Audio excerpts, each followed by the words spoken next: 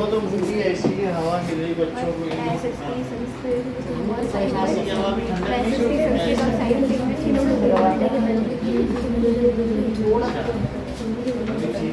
इधर हवा नहीं आ रही, थोड़ी देर में आने लगी है, बहुत कूल कर देते हैं। टाइम होता है।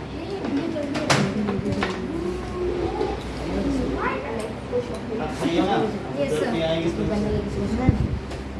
चल now okay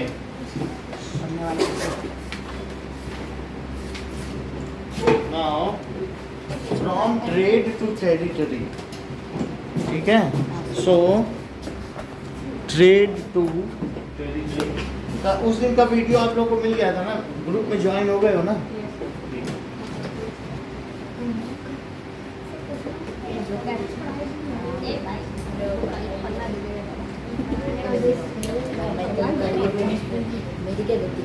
Okay, now that's it. So, see,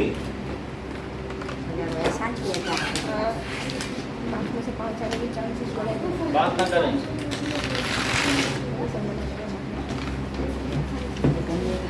Like,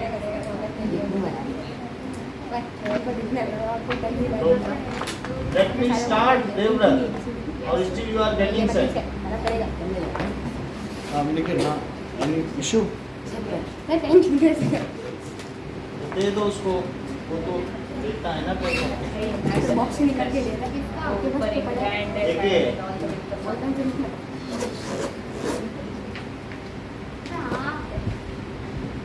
now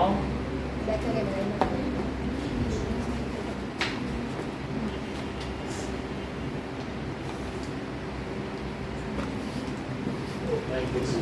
So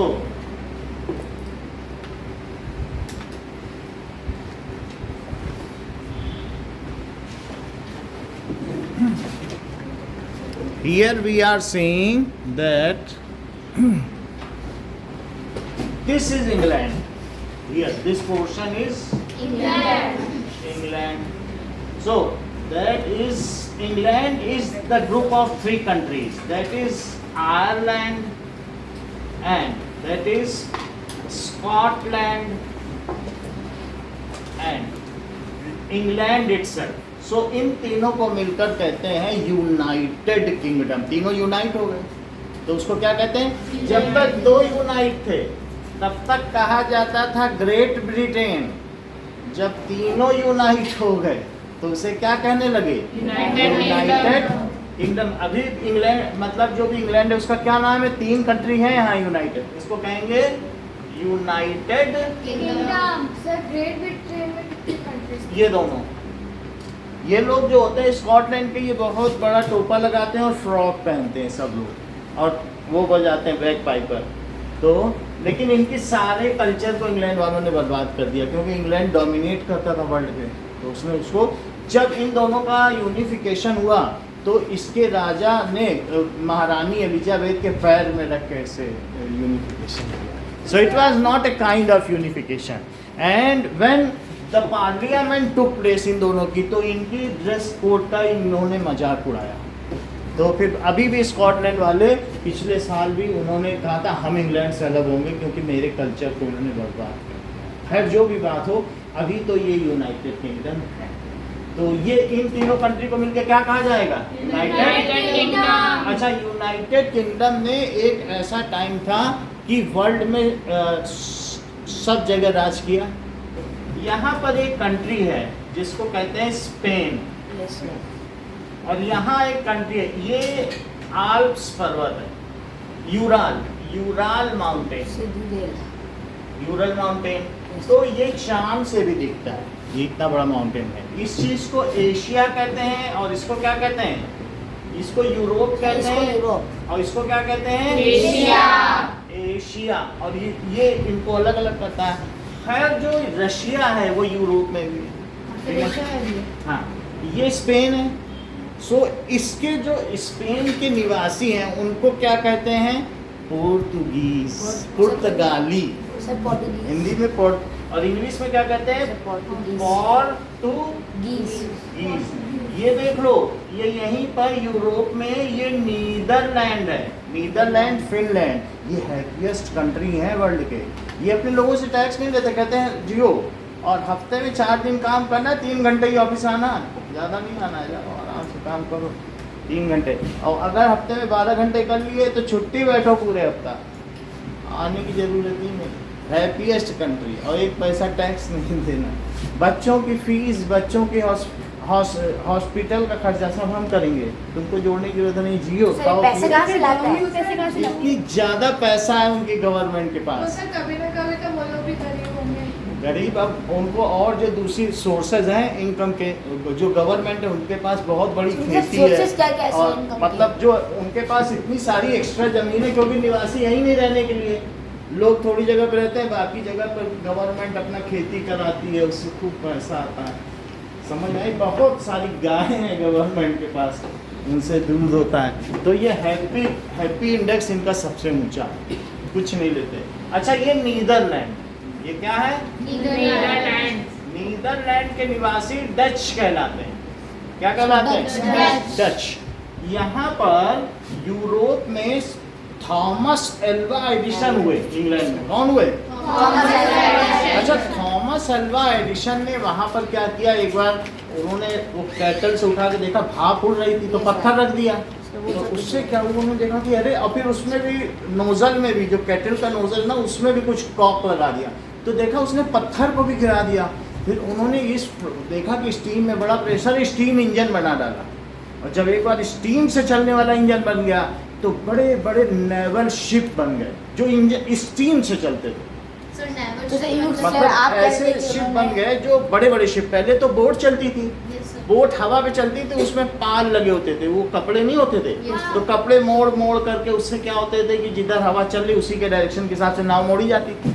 लेकिन बाद में स्टीम इंजन बन गए, तो जिस इंग्लैंड से भारत आने में 6 महीना लगता था, उससे 3 वीक्स में ही आया जाने लगा। तो ये इनका रूट था आने का। कौन सा रूट था बताइए? यूनाइटेड किंगडम का। सर, यहाँ पे यहाँ क्या से कहते हैं?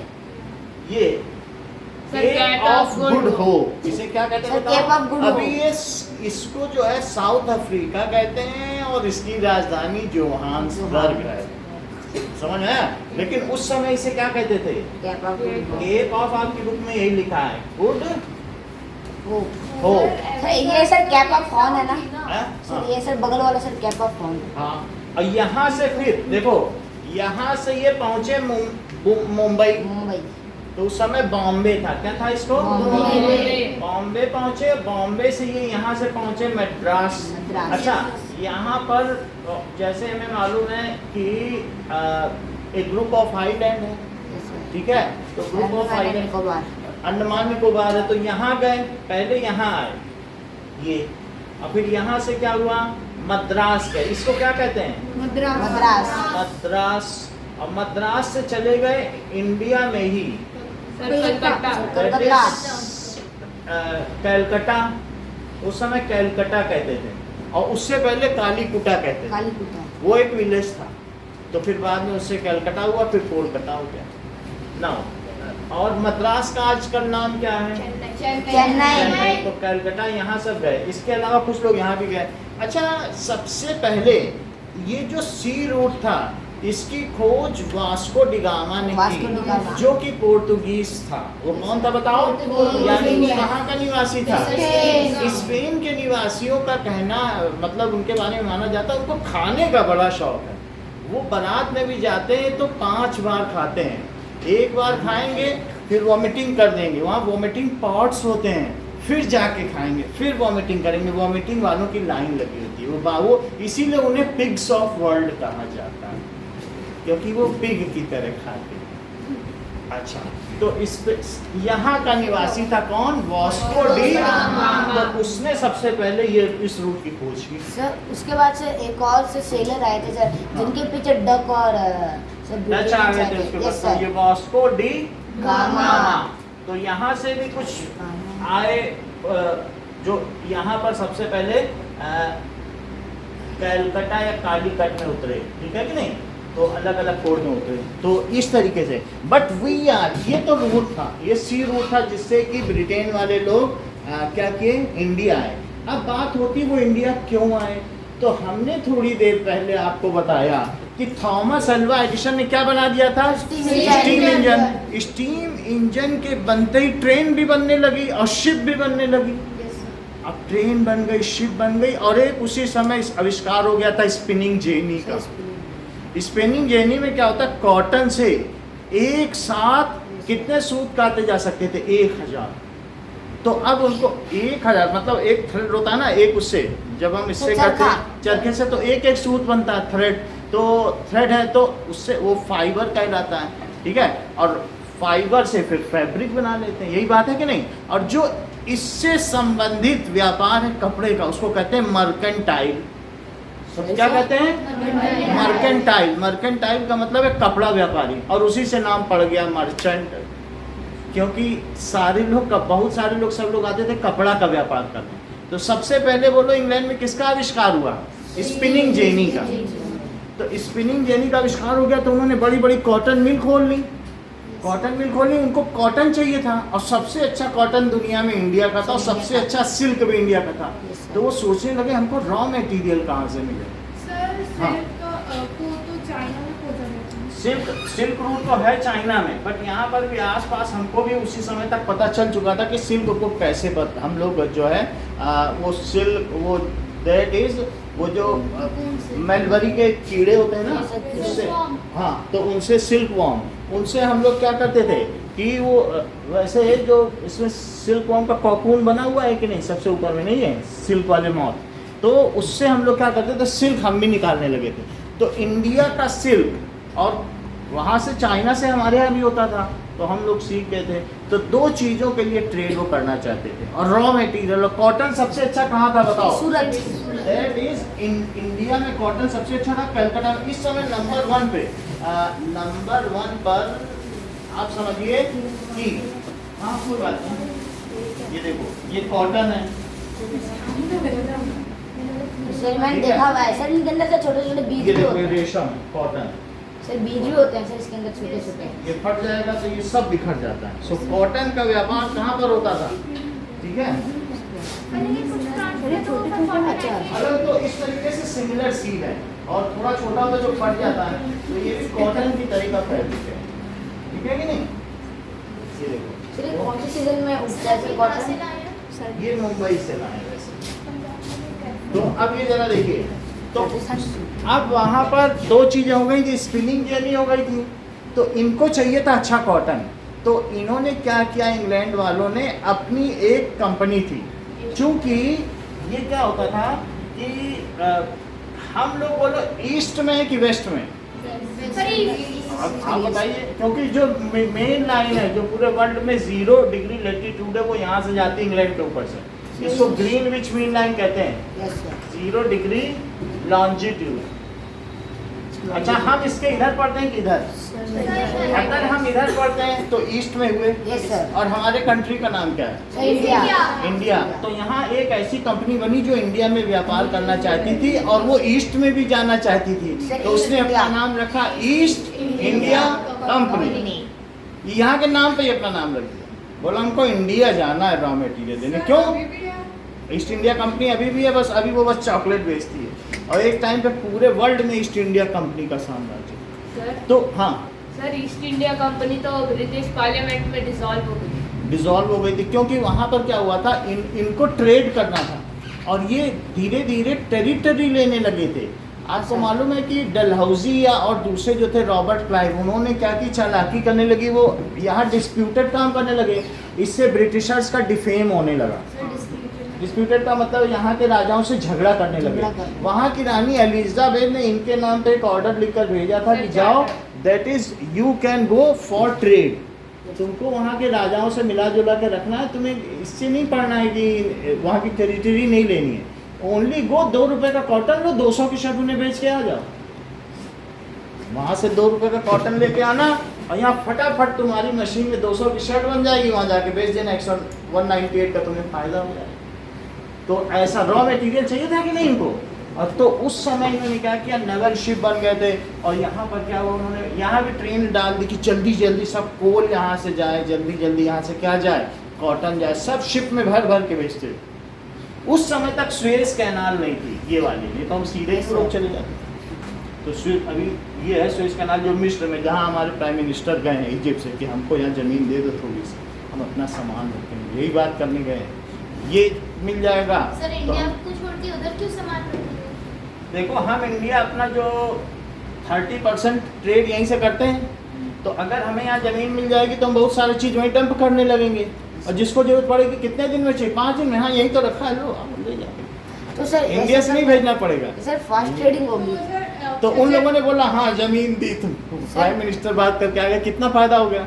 अब ये उनसे नहीं करना पड़ेगा, इनको सामान चाहिए और तुम 5 दिन में ही दे दो, तो वो तुमसे सामान लेंगे कि तुम कहो कि हम इंडिया से मंगवाते हैं, रुको जरा 20 दिन लगेंगे, कहेंगे नहीं 20 दिन का टाइम नहीं है।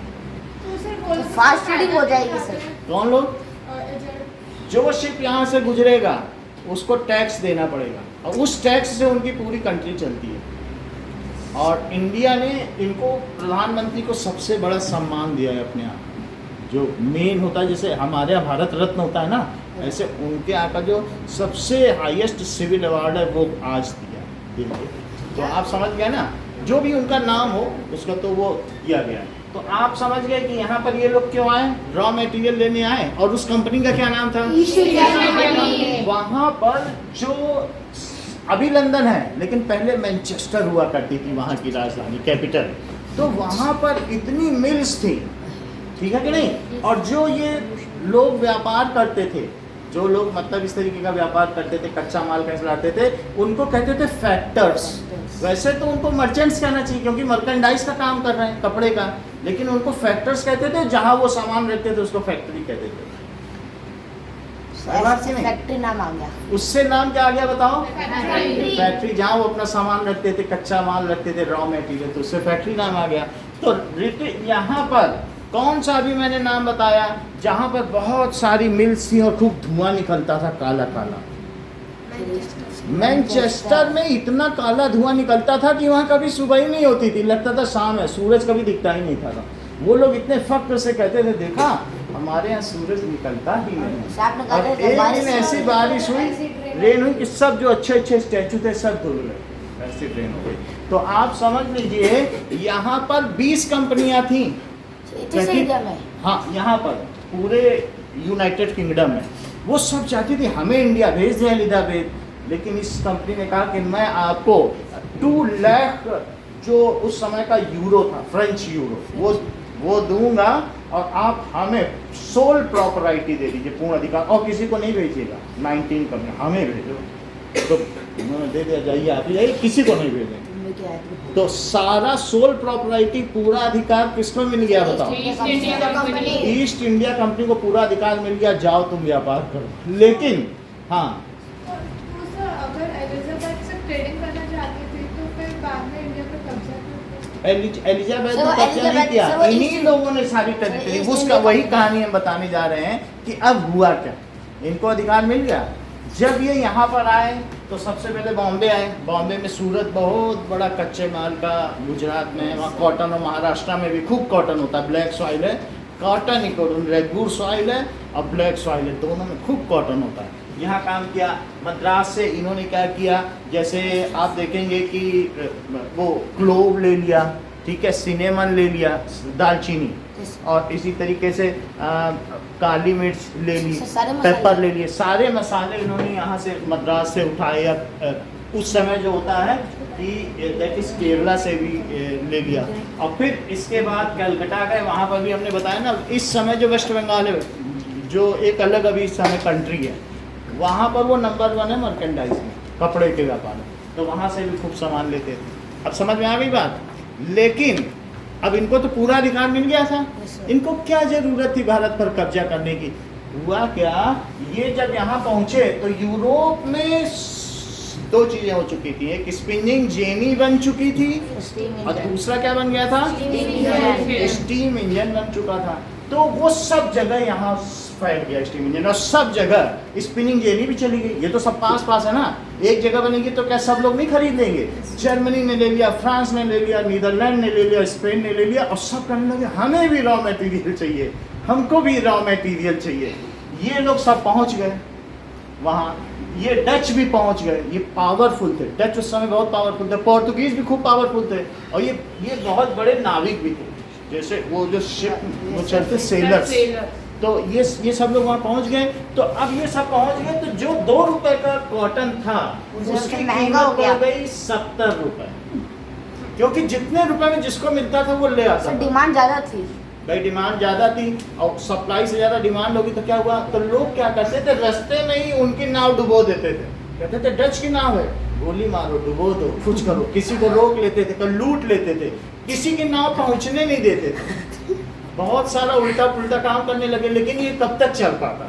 Yes sir. तुम कब तक किसी के लिए करोगे? तो अब उन्होंने अपने पास गन्स रखने शुरू कर दिए, क्योंकि बिना गन के काम ही नहीं चलेगा। तो वो चाहते थे वो इंडिया पहुंच ही ना पाए सामान लेने, पहले ही उनको डुबो दो या कुछ कर दो। कौन चाहता था उसको? ये ईस्ट इंडिया कंपनी ये चाहते थे कि दूसरे से हमारा कंपटीशन ना हो। तो धीरे धीरे, बट ऐसा नहीं हुआ। जो इधर का था टीपू सुल्तान और ये पूरा एशिया, ये जानते हो यहाँ पे गोवा था। अब गोवा में 1975 तक डच का ही शासन था। डच से पोर्तुगीज का था। 75 में गोवा आजाद हुआ है, हाँ सर। जबकि हमें 47 में ही आजादी मिली। 47 में आज़ादी मिली। तो सर अगर मैं आज़ादी मिल गई थी तो हमें गोवा को आज़ाद क्यों नहीं करना? गोवा को अब वो डच लोगों ने कहा वहाँ से कहाँ से आएंगे, बार बार तुम ही ले लो इंडिया, ये तो हमारे लिए बड़ा महंगा सौदा है, तो हम इसको फ्री करते हैं। तो इंडिया ने, और फिर वहाँ के जो लोकल अथॉरिटी थे उन्होंने कहा हम इंडिया में मिल गए, है ना, इंडिया से तो लड़ नहीं सकते हैं, तो इंडिया में मिल गया। बात समझ में आ गई कि नहीं? तो इस तरीके से यहाँ कुछ जगह ऐसा था कि डच का शासन था, और कुछ जगह फ्रेंच का शासन था, जैसे कि रॉबर्ट क्लाइव। किसका शासन था? फ्रेंच का भी शासन था। अच्छा ये मैं बता दूं आपको, फ्रांस ये, और फ्रांस के लोगों को क्या कहते हैं? फ्रेंच का भी शासन था, डच का भी शासन था, और साथ में किसका था? तो इन सब से इनकी लड़ाई करनी पड़ती थी कि नहीं? सबके पास गन्स हो गई थी। फिर थोड़े दिनों बाद अब क्या हुआ? इन्होंने सर राजा को सर दोस्त बना लिया सर। अब यहाँ से कहानी शुरू होती। पहले तो ये लड़ाई झगड़ा शुरू हो गया। अब हम बुक में आ जाएं, तो बुक में कुछ चीजें देखते हैं। तो आप लोग इसमें सबसे पहले ये देखिए, मुगल डायनेस्टी कब खत्म होने लगा था? तो मुगल डायनेस्टी में सबसे जो लास्ट एम्परर था, जो बहुत पावरफुल था, वो कौन था? औरंगजेब सबसे पावरफुल था। फिर उसके जाने के बाद वो जो जगह जगह के सूबेदार थे या और लोग थे, वो सारे लोग अपना अपना इंडिपेंडेंट हो गए। मुगल एम्परर फिर लास्ट वाला, उसके बाद शाह आलम बैठे और मोहम्मद शाह रंगीला बैठा। वो तो नृत्य ही देखता रहता था अपनी सभा में बैठ के, और शराब पीता रहता था। और सबसे लास्ट किंग जो था मुगल एम्परर का, वो बहादुर शाह जफर था। लेकिन वो भी एक सिंबॉलिक राजा था, वो उसके हाथ में ज़्यादा नहीं था, पावर नहीं थी। तो पावर ज़्यादा नहीं थी। फिर भी लोग सोचते थे मुगल एम्परर कभी रहा था तो यही वो लास्ट राजा, सबको मालूम था ये राजा, लेकिन पावर कोई नहीं था, कोई उसकी बात नहीं मानता था। इतनी बात समझ में आ गई थी। अब जरा देखो औरंगजेब ने ईस्ट इंडिया कंपनी के साथ क्या किया। औरंगजेब की कहानी पूरी हुई है east India company.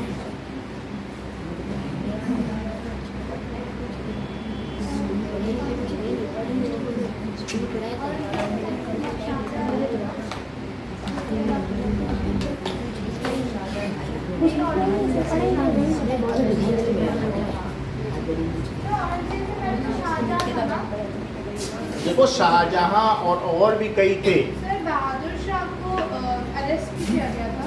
Yes sir. Bahadur Shah Zafar और उसके दोनों बेटों को अरेस्ट करके काला पानी भेज दिया था, अंडमान निकोबार। Yes sir. अब जरा देखो, तो बहुत सारे लोग थे, जैसे दिख नहीं रहा सर यहाँ सबसे से। बाबर, ठीक है, फिर हुमायूं, फिर उसके बाद अकबर, ठीक है, फिर जहांगीर, शाहजहां, जहां, फिर औरंगजेब, फिर मोहम्मद शाह रंगीला, बादशाह और इसके आगे नाम लगाते हैं रंगीला। और फिर आए Bahadur Shah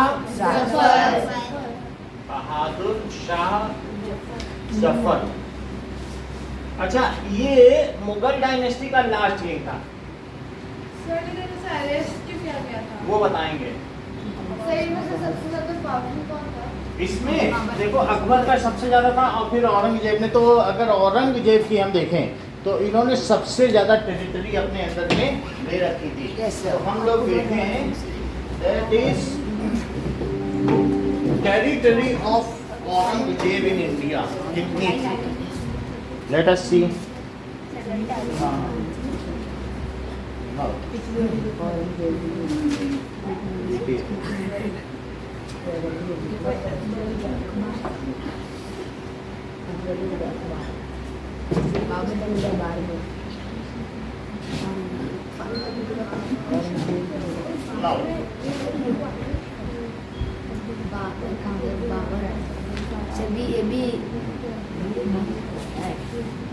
territory of Aurangzeb in India, sir reflection आ वो ठीक कर देंगे। अब देखो इसमें टेरिटरी इन्होंने कितनी कब्जे में कर ली थी। सो ये देखो, ये कोई कम टेरिटरी नहीं है अगर देखा जाए। रिफ्लेक्शन आ रहा हाँ हाँ, अभी हम इतना वो नहीं कर रहे, लेकिन आप देखो बस थोड़ा सा बचा है नीचे, सर शेडेड इंडिया सर पूरा कर लिया। पूरा ही कर दिया। समझ में आया? औरंगजेब रेन देखो जरा। सर इंडिया सर पाकिस्तान पर इंडिया समझ आ गई से बात? ज्यादा ही कर दिया सर एरिया सर अभी इंडिया से ज्यादा एरिया इसने कवर कर लिया। इसमें अफगानिस्तान और साथ ही साथ क्या है, दैट इज सिंध एरिया, ये पूरा कब्जे में कर लिया था। तो वो सारा सर वो थोड़ा सा एरिया क्यों रखा था? वो नहीं ले पाया, मराठा लोग थे या कोई और लोग थे। उस समय तक डच भी आ गए थे, डच नीचे शासन करते थे, डच से नहीं ले पाया, वो जीत ही नहीं पाया, कहाँ से लेगा। अच्छा, हम आगे की बात देखें तो औरंगजेब ने क्या किया, चौहान भी हार गए थे। ट्रेड फ्री कर दिया था। Aurangzeb has done trade free for East India company and has given 3 villages, one of them was Kalikata. उसने कहा कि ठीक है, तुम लोग वहाँ पर अपना जो तुम सामान लाओगे हम उस पर टैक्स नहीं देंगे, बस इतना बोला। बात समझ में आ गई? इतना औरंगजेब ने किया था। तो अब हम आगे देखें। सर अगर औरंगजेब के बाद भी पावरफुल रूलर्स आते तो क्या इंडिया सबसे अब उसी कहानी को हम देखेंगे, इंडिया कब्जे में कैसे आ गया। ये बहुत इंटरेस्टिंग कहानी है, क्योंकि इस चैप्टर का नाम ही इतना इंटरेस्टिंग है कि फ्रॉम ट्रेड टू टेरिटरी। और दे हैव नो इंटेंशन, उनका कोई इंटेंशन था ही नहीं कि यहाँ की वो टेरिटरी लें। कोई इंटेंशन था? वो तो एक व्यापारी थे, कोई व्यापारी क्या कोई बंदूक लेके नहीं जाएगा। पहले तो उन्होंने बंदूक इसलिए रखी क्योंकि डच, नीदरलैंड और फ्रेंच वालों को, ये पोर्टुगीज को हरा सकें, उनके जहाज डुबो सकें। अब आगे की बात देखिए, तो पहला आपको फिगर दिखाई पड़ा, इसमें दिखाया गया बहादुर शाह जफर। ये बात की कहानी, जैसे एक स्टोरी फ्लैशबैक में चलती है ना, तो इसमें ये क्या है कि बहादुर शाह जफर और उनके दोनों बेटों को अंग्रेजों ने कैप्चर कर लिया, और ये लास्ट में होगा। ये 1856 का फिगर है, अभी का नहीं है। अब उसके बाद जो प्रथम स्वतंत्रता संग्राम हुआ, फर्स्ट फ्रीडम स्ट्रगल, क्या वो 1857 में हुआ, जब मंगल पांडे ने गोली से एक अंग्रेज अफसर को मार दिया था? तो वो, लेकिन उसने 10 दिन पहले मार दिया था, वरना जितने सैनिक थे सारे सिपाही हिंदुस्तानी थे। तो they all have determined that on 1 May we all together attack on British officers and kill them all and our India will be free.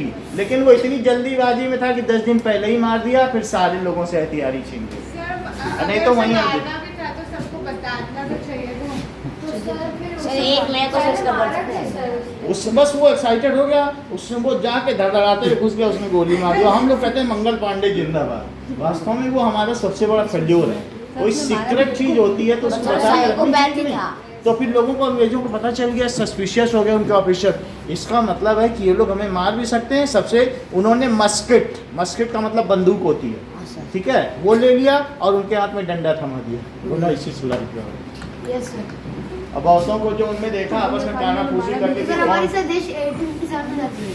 वो, हाँ, तो ये चीज़ है कि एक वो भी प्रथम स्वतंत्रता संग्राम था, लेकिन फिर बहुतों को उसमें फांसी पर गलती नहीं करता था 1857 में आज़ाद हुए, क्योंकि उसके बाद फिर हमारा बहुत एक्सप्लॉइटेशन हुआ अंग्रेज़ों ने, क्योंकि और 1856 तक की कहानी ही इस चैप्टर में है। ये चैप्टर बहुत आगे तक चलने वाला है, तो 1856 तक हम देखेंगे। ये प्रथम स्वतंत्रता संग्राम आपका 5th चैप्टर है 1857, तो अभी उस पर नहीं जाएंगे हम लोग, अभी 56 तक ही पढ़ेंगे। ठीक है, तो पीपल्स रिबेलियन, बात समझ में आ गई? ओके, नाउ सी, तो ये कहानी आप कब की है बताओ? क्या ये 1857 की है? यानी ये प्रथम स्वतंत्रता संग्राम से पहले की कहानी है। उस रिबेलियन से पहले उन्होंने बहादुर शाह जफर और उसके दोनों बेटों को क्या किया? अरेस्ट करके एग्जाइल कर दिया। एग्जाइल जानते हो? देश निकाला, देश से बाहर जाओ तुम, और फिर खुद वहाँ रह गए। बोलो, बात समझ आ गई? इंडिया का पार्ट नहीं था, सब अंग्रेजों का पार्ट था। इंडिया वो सब इंग्लिश ब्रिटिश रूल था।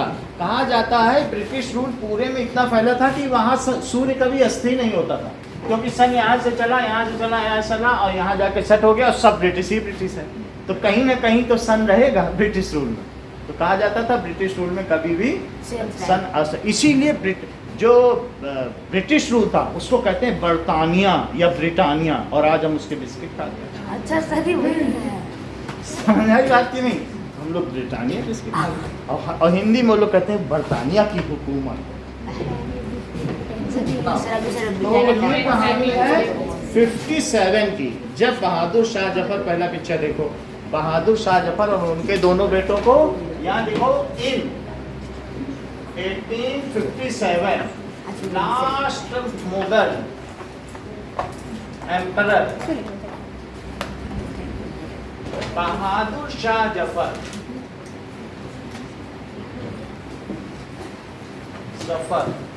एंड जफर की स्पेलिंग ठीक करनी पड़ेगी। जफर वो बहुत बूढ़ा हो चुका था, 80 इयर्स का, and it's 2 sons were arrested। ये उसके अरेस्ट कर लिए गए थे, अरेस्ट करके उसके दोनों बेटों, देखो छोटे बहुत छोटे छोटे बच्चे हैं, दिखाई पड़ रहा है?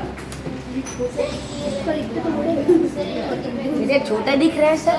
हाँ, सर वहाँ पे एड्स की जगह हेज आना चाहिए तो था। इसमें दिखाया नहीं गया है। Shah Zafar and his two sons। क्या? एड्स की जगह हेज आना चाहिए था। एंड हिज 2 sons, तो ये उसकी 7वीं बीवी के दोनों बच्चे थे। So they both were arrested and send to exile in Andaman and Nicobar. Kala Pani दे दी। हाँ हाँ, सन को कोल्ड वार में आपस में फैमिली झगड़े में मार दिए गए वो लोग। पारिवारिक कोल्ड वार समझते हो? पारिवारिक झगड़ा। सो सन्स को arrest was sent to exile. वो क्या हुआ बोलो? Saint to exile. एग्जाइल का क्या मतलब है? देश निकाला, ठीक है, इन अंडमान निकोबार आइलैंड। इनको सर निकाला क्यों था सर? भाई क्योंकि सब लोग इनके नाम पे, उसको पता चल गया था कि हमारा नेता बहादुर शाह जफर है और हम उसको गद्दी पे बैठा देंगे फिर से, चलो लड़ाई करो पूरा भारत। और कौन हमारा लीडर है? बहादुर शाह। उन्होंने कहा अच्छा बहादुर शाह जफर को नेता मानना, अभी हम भेजे दे रहे हैं बाहर, जाओ गया, अब किसको नेता मानोगे? तो सबसे पहले लीडर को हटाना चाहिए। सब लोग किसके नाम पे लड़ाई कर रहे थे बोलो? अभी हमने बताया मंगल पांडे और दूसरे सब जगह के लोग थे, प्लानिंग कर रहे थे कि नहीं? तो वो किस लीडर के नाम पे कर रहे थे? और उसी को इन्होंने क्या कर दिया? भेज दिया। तो ये चीज़ है। सो फिर भी जो 5th चैप्टर में पढ़ेंगे तो ऐसा नहीं कि प्रथम स्वतंत्रता संग्राम हुआ ही नहीं, मंगल पांडे से जगह जगह छोटे मोटे झगड़े हुए, तो वो सब झगड़े हम 5th चैप्टर में पढ़ेंगे। ठीक है, अभी देखो इसको कहाँ भेज दिया? निकोबार आइलैंड। और इस चीज को क्या कहते हैं? काला पानी। कहाँ भेज दिया? काला पानी क्यों बोलते हैं? इसलिए क्योंकि जहाँ पर भेजा वहां से सूरज भी नहीं दिखता था, ऐसी जगह थी उस आइलैंड में, ऐसी खतरनाक जेल बना रखी है कि बस एक आदमी जितना है उससे इतनी बड़ी जेल, इतने में तो टेढ़े मेढ़े करके रह लो आराम से, वैसे घुटने वाले सर मैंने एक वीडियो देखा था कि सर अगर सर वो बंदे और को सनलाइट बड़ी मुश्किल से आती है, ऐसे गुफादार बना रहता है, मुश्किल से थोड़ी सर वो है। ऐसे टाइम पे बन रखा है सर, हाँ। मैंने देखा था सर, मैं गया था। सर वो तो- आर मूवी में ऐसी थी ना। हाँ, तो ये इस तरीके से उसको भेज दिया गया। पहला फिगर समझ में आ गया? आगे देखो, अगला देखो। Now, तो अब हमने देखा, इधर देखिए, Aurangzeb was last powerful Mughal emperor who has captured all over India. अब 1707 में क्या हुआ? दूसरा पॉइंट लिखो, Aurangzeb was last Mughal emperor.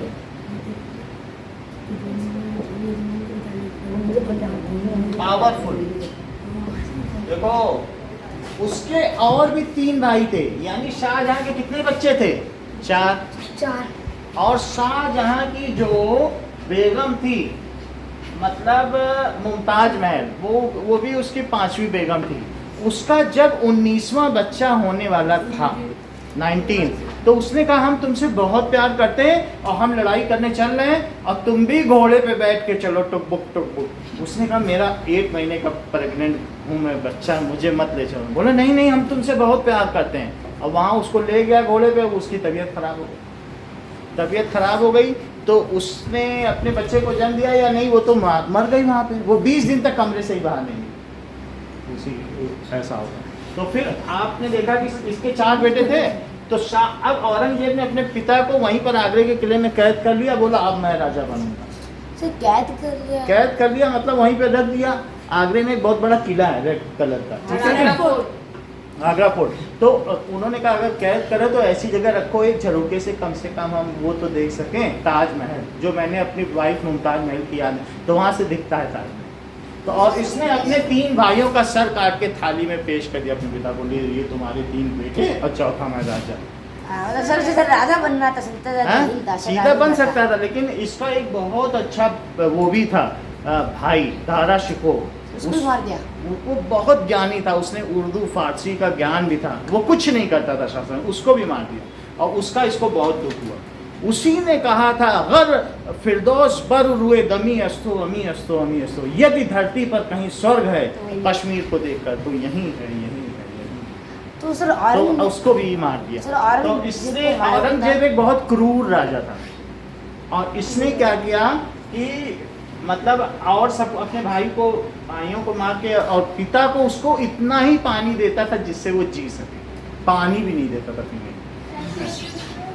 ये बहुत ज़्यादा क्रूरता इसमें थी। तो भाई को जो मार सकता है पिता को कैद कर सकता है, ठीक है नहीं, केवल किस लिए? दैट इज गद्दी के लिए, दिल्ली की गद्दी के लिए। और उसने भी और भी ज़्यादा क्रूरताएं की, बहुत सारे जो हमारे इंडियन कल्चर को, मंदिर तोड़वाए अपने लोगों को बेच के। और जहाँ जहाँ भी इसने जैसे जामा मस्जिद बनवाई तो उसमें उसने कहा कि हर सीढ़ी पे एक मूर्ति रखनी चाहिए जिससे हम पैर रख के उस पर जा सकें नमाज में। तो हर सीढ़ी के नीचे एक मूर्ति लगी हुई। जहाँ जहाँ भी इसने बनवाया सब जगह, बहुत वाराणसी में कत्ले, इसने बहुत मैसेकर किया, जीनोसाइड किया। तो सब जगह इसने क्या किया? जजिया कर लगाया, अगर हिंदू हो तो तुम इतना पैसा तुम्हें एक्स्ट्रा देना पड़ेगा, और नहीं तो मुस्लिम बन जाओ। तो सर जो भी हो, लेकिन फिर भी इसे, ये 5 वक्त की नमाज पढ़ता था तो इसे लोग जिंदा पीर कहते।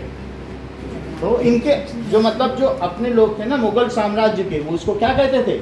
जिंदा पीर, क्योंकि वो नमाज पढ़ता था। अब औरंगजेब की बात आपको पता चल गई। इसके समय में जिनके पास ढफली थी, सितार था, वो अपने सर पर रख करके उस पर चादर उड़ा के लिए जा रहे थे। तो उसने पूछा भाई कहाँ जा रहे हो?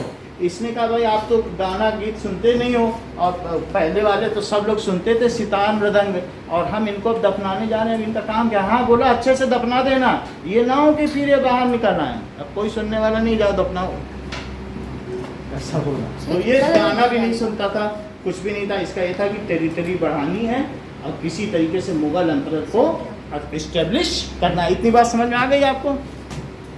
तो औरंगजेब लास्ट एम्परर था, और इसकी मृत्यु कब हुई? दूसरी लाइन में पढ़ो अपने बुक में, क्या 1707? So last powerful emperor who captured almost all India, उसने इंडिया को कैप्चर कर लिया था। एंड हैज गिवन, ठीक है, स्पेशल, उसने क्या किया था, जो ट्रेड बेनिफिट दे दिया था, टैक्स में फ्री ट्रेड बेनिफिट किसको दे दिया था, ईस्ट इंडिया कंपनी को। एंड हैज गिवन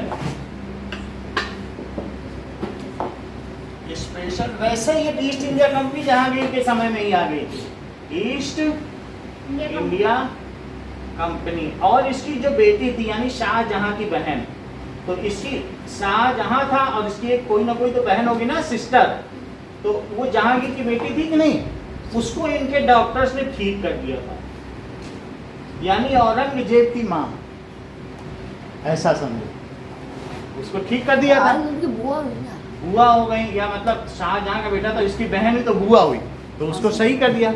अब देखो ये मालूम था इसने ईस्ट इंडिया कंपनी बाहर की है और इसने उनको ठीक किया, तो जहांगीर ने उनको थोड़ा बहुत रिलैक्सेशन दिया था कि ठीक है आप हमारे यहाँ से ट्रेड कर सकते हो, लेकिन इसने तो फ्री ट्रेड ही कर दिया कि इसने हमारी बुआ को ठीक किया और उनको काली कुटा के 3 गांव दे दिए।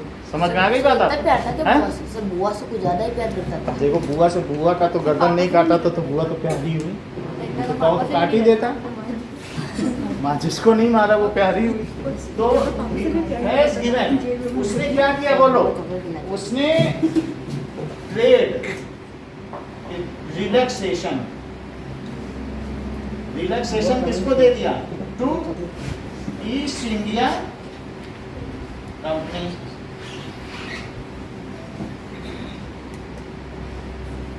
In 3 villages of Bengal, one of them was Kalikutta. In 3 villages of Bengal, one of them was Kalikutta. काली के नाम पे रखा गया है कालीकुटा। काली वहाँ पे देवी की पूजा होती है Yes, ना, sir, yes, sir. Durga ji के अवतार। अच्छा, अब ये तो बात हुई। Aurangzeb died on 1707।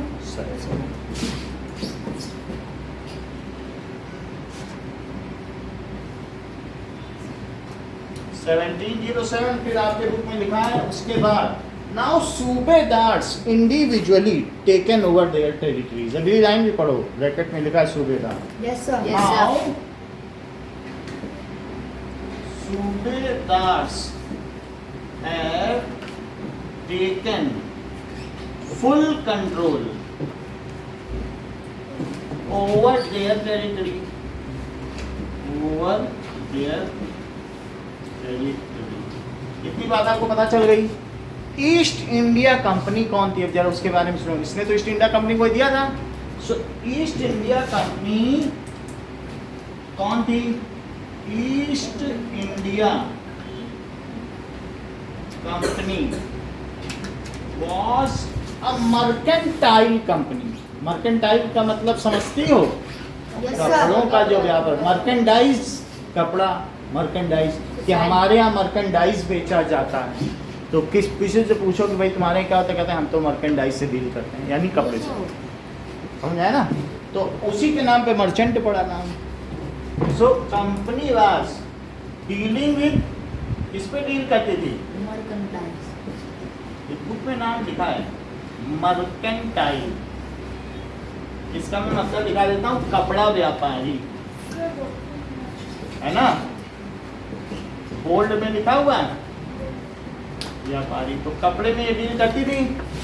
Elizabeth two has given, इनको क्या दे दिया, sole proprietary to trade in India. और उसने दूसरे लोगों को नहीं भेजा क्योंकि इसने उनको पैसा दिया, मोटा पैसा। रिलैक्सेशन है ऐसे, हाँ। क्या है ट्रेड के बाद ट्रेड रिलैक्सेशन मतलब छूट। स्पेशल ट्रेड का मतलब जानते हो, व्यापार। ट्रेड का क्या मतलब होता है, व्यापार। व्यापार में इसने छूट दे दी, और रिलैक्सेशन का मतलब होता है छूट। अब जरा देखो ना, तो मर्केंटाइल, अब अगले पेज पे आ जाओ। सो ईस्ट इंडिया कंपनी को एलिजाबेथ वन इन 1600, देख लो 1600, एलिजाबेथ वन क्वीन एलिजाबेथ जो 80 साल तक उन्होंने शासन किया, उनके समय में बहुत पूरा एक्सपेंशन हो गया, पूरा रूल ही रूल हो गया। सर कुछ साल पहले उसके हाँ अभी कुछ साल पहले हुई, 4 साल हुआ। सो क्वीन एलिजाबेथ वन ने क्या किया बताओ? एज गिवन सोल राइट, और उसके बाद कौन लोग पूरे अधिकार दे दिए टू ट्रेड इन ईस्ट। उसने कहा तुम ईस्ट में जहां जाना चाहो जाओ, लेकिन वो गई कहाँ? इंडिया में। तो उससे इसका नाम क्या पड़ गया? East India Company. As it came to India for raw material, so its name was known as, तभी से इसका नाम पड़ा। As it came to India, किसके किसके, देखो सब चीज इसमें लिखी है, बहुत सारी चीजें लेता था। For cotton and silk, cotton लिया, सिल्क लिया, पेपर लिया, पेपर साउथ से लिया, क्लोव लिया, और कार्डेमम क्या होता है? सर वो इलायची। हाँ बिल्कुल सही है। और साथ ही साथ सिनेमोन, तो वो दालचीनी होती है। Yes sir. तो कार्डेमम एंड सिनेमन, ये चीज, दालचीनी छोले में पड़ती है, इलायची, क्लोव, ठीक है, क्लोव तो जानते हो ना, लौंग, यस सर। लौंग हो गया, पेपर, काली मिर्च।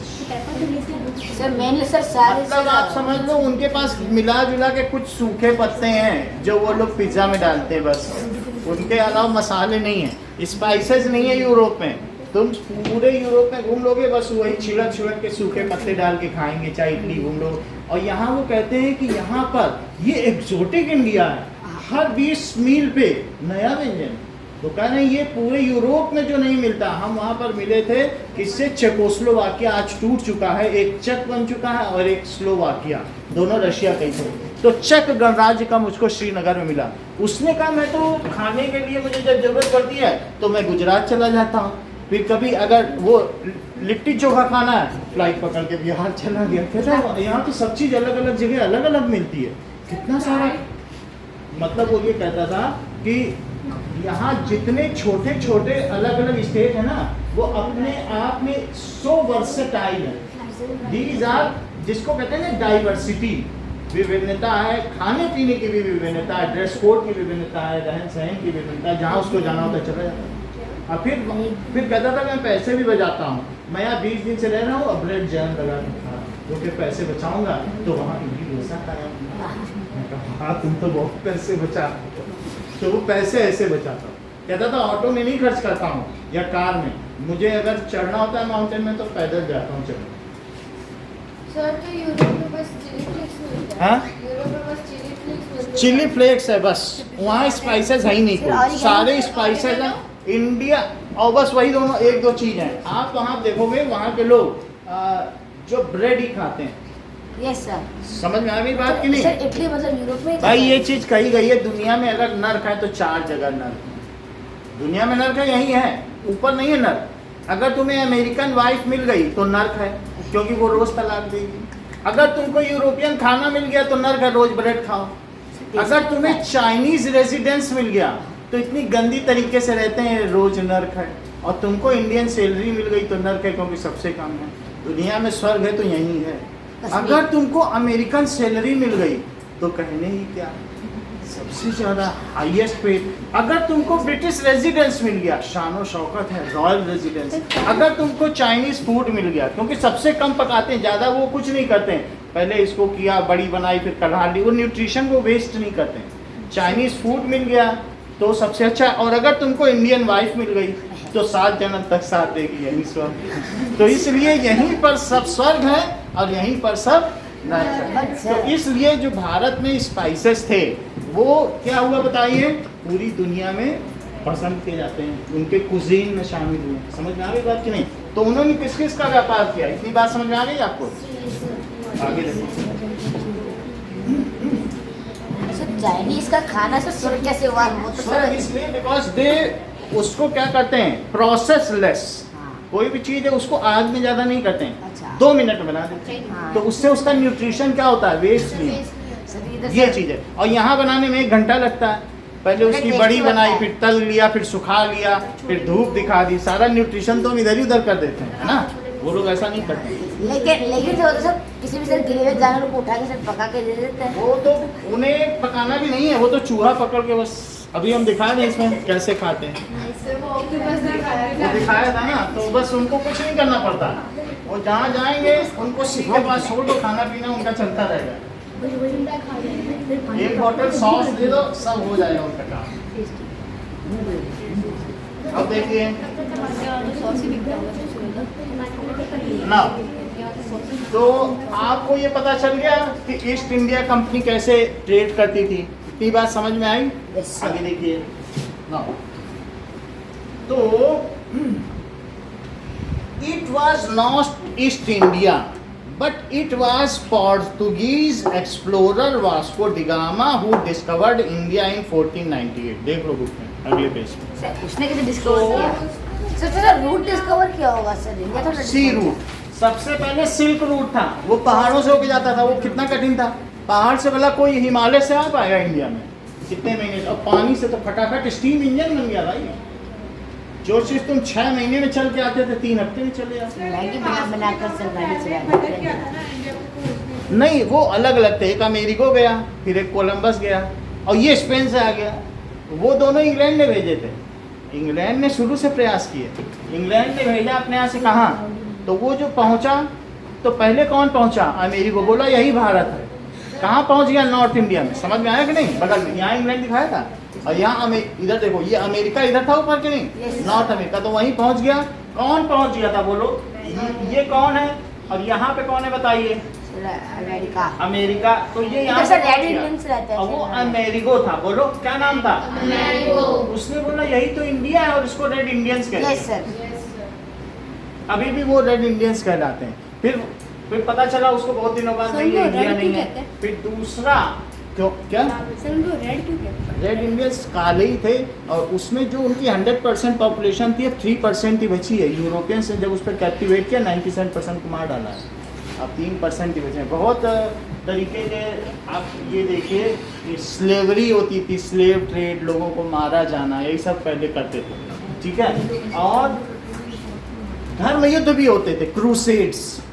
इन्होंने क्या किया, यहाँ पर जो इजराइल है, इजराइल में ही तो इनके ज्यूस पैदा हुए थे, ईसा मसीह, जीसस क्राइस्ट। उस पर कब्जा करने के लिए 300 साल तक युद्ध किया, जिसमें लाखों लोग मारे गए, यहाँ से यहाँ। सर के बाद में कब्जा हुआ। कब्जा हुआ नहीं कुछ, अभी इजराइल है वो पावरफुल कंट्री अपने आप में, लेकिन वो ज्यूस रहते हैं वहाँ पर, ईसा मसीह का ही जो ज्यूस, उन्हीं को तो ज्यूस नहीं तो क्रूसेड किया था। क्रूसेड समझते हो, क्रूसीफाई करना, अब उसी से नाम पड़ा क्रूसेड, यानी धर्म युद्ध। तो कि भाई हमारी ज़मीन हमें मिल जाए। मुस्लिम के साथ थी वो ज़मीन, तो उन्होंने कहा हम मुस्लिम को नहीं देंगे, हमारे जीसस क्राइस्ट हुए हैं उनसे लो, सब लोग लड़ने निकल पड़े। तो अब ये अमेरिको समझ में आ गया। अब अगला कौन आया बताइए? कोलंबस। तो उसने कहा कि अरे ये तो इंडिया नहीं है, ये तो कोई और ज़मीन है, लेकिन चूंकि कोई हमसे पहले आके खोज कर गया है, तो मैं इसको अमेरिका ही कहूँगा। उसने उनका सम्मान किया, तो इसका नाम क्या रख दिया उसने? अमेरिका। अमेरिका। फिर तभी यहाँ पर कौन था बोलो? स्पेन था क्या? Yes sir. और स्पेन में कौन था? Vasco da Gama. यस तो उसने 1498 में किसकी खोज कर दी? इंडिया की खोज कर दी। सो इन लेकिन वो पहले वेस्ट इंडीज चला गया था ना। वो देखो, वो गया ही है, केप ऑफ गुड होप से होता हुआ आया, आपके बुक में रूट बना हुआ है। सर वेस्ट इंडीज का वेस्ट मतलब आप देखो कई जगह से होते हुए गया है। यहाँ पर अफ्रीका में बहुत सारे कंट्रीज हैं। तो इस तरीके से जैसे इधर देखो ये रेड इंडियंस है, तो अब यहाँ अफ्रीका भी है। तो ये जो अफ्रीका में गया ना, तो उसने वो भी सोच लिया कि यही इंडिया है, तो ये वेस्ट में पहुंच गया। और उसने कहा, वो रेड इंडीज बोल रहे थे, ये वेस्ट इंडीज बोल दिया, फर्क ज्यादा कुछ नहीं है। तो इसने क्या बोल दिया इसको? West Indies. फिर उसने कहा नहीं नहीं, उसको गलती का एहसास हुआ, बोला और निकलो यहाँ से जल्दी चलो। पहुंच गया। समझ गए बात? अगर एक और मिल जाता तो ब्लू इंडीज। अब जो कि वो वेस्ट में था, वेस्ट इंडीज सर बोल उनको दिया। पता कैसे चलता है गलत जगह पहुंच गए? गलत जगह बोले, उनसे पूछा तुम्हारे पास कपड़ा है? बोले हमारे खाने के लिए नहीं, हम लोग को मालूम ही नहीं अमरूद क्या होता है क्या होता है। और यहाँ इंडिया में आए तो सबको अमरूद पता था, पोटैटो पता था। पोटैटो सर इंडिया में नहीं आया। इंडिया स्पेन से आया है, उसे बटाटा बटाटा कहते हैं, फिर बटाटा से पोटैटो। अब यहाँ पर देखो, तो आपने देख लिया, अगली लाइन क्या है जरा पढ़ो कि that is Vasco D gamma. ये लाइन इंपॉर्टेंट है, देखो सर कौन से पेज सर? अगले पेज में है, नेक्स्ट पेज है। Vasco D page number 10 gamma in 1498 a Portuguese sailor। देखो जब मैं पोर्टुगीज बोल रहा हूँ तो इसका मतलब तुम्हें स्पेन समझना चाहिए। अभी हमने स्पेन दिखाया था ना पीछे, स्पेन कहाँ पर है? तो पोर्टुगीज सेलर ऑफ स्पेन। ये इसने क्या डिस्कवर किया? इंडिया को डिस्कवर करने वाली चीज थोड़ी है। उसने हमारा रूट तो को 5000 BC से ही वो है, जहाँ महाभारत काल है। हमको उसने सिर्फ sea route discover, yes sir.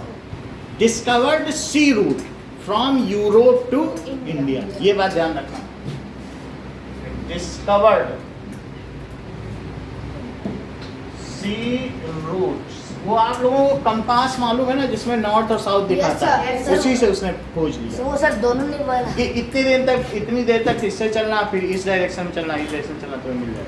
Sir वो वो नोट वाला- करता गया। हाँ, उस टाइप का जो आता है सर। कंपास नहीं, वो सर मैंने जिलिया का यूज किया था।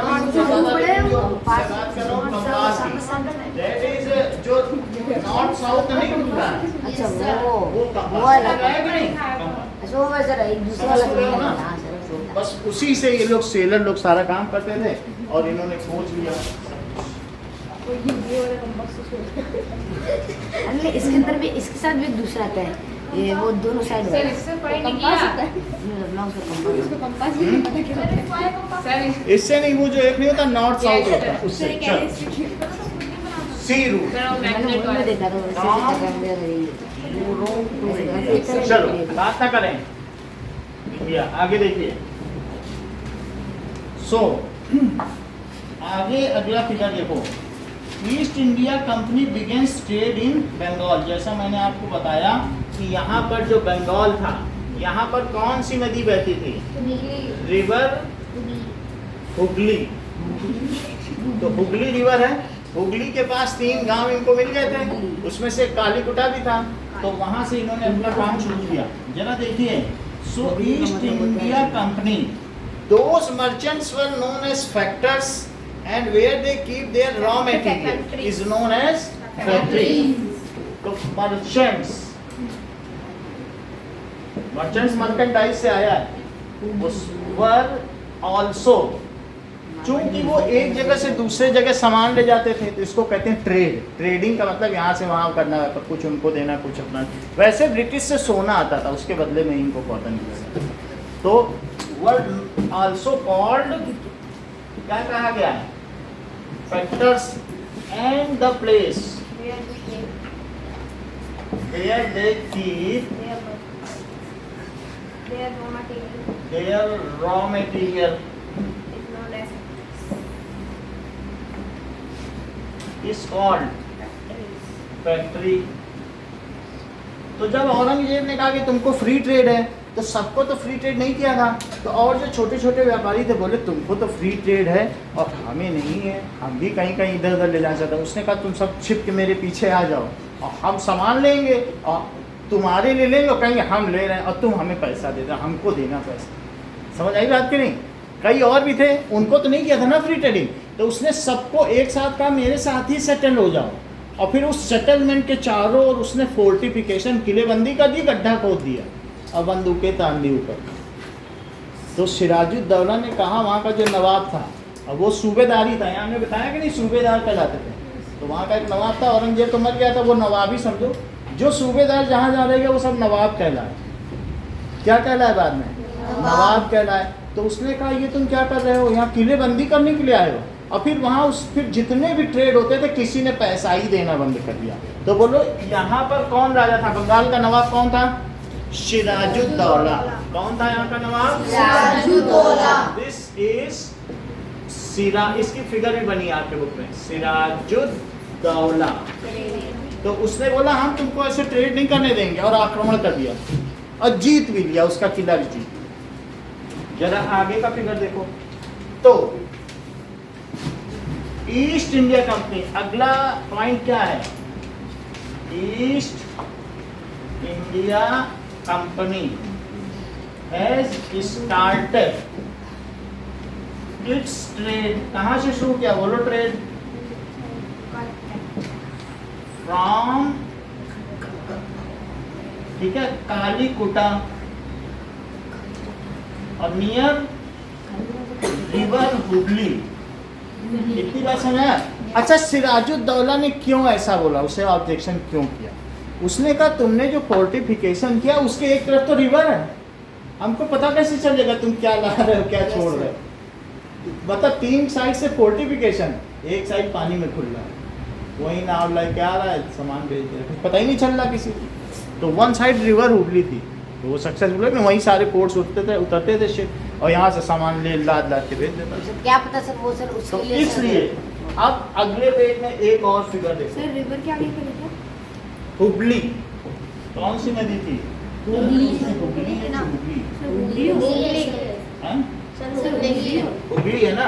हुगली कर दो इसको। चलो अब आगे देखिए, मुगल एम्परर। अब आप एक वर्ड देखो इसमें, फरमान वर्ड पढ़ रहे हो क्या? 11th फरमान का मतलब होता है रॉयल एडिक्ट। उसने फरमान जारी कर दिया कि इनसे कोई टैक्स नहीं लेगा। ये कपड़े का ऑर्डर, एक तरीके का ये ऑर्डर या वर्डिक्ट है, ये स्पेशल ऑर्डर है, समझ आया? रॉयल ऑर्डर इसको कहते हैं, फरमान जारी कर दिया।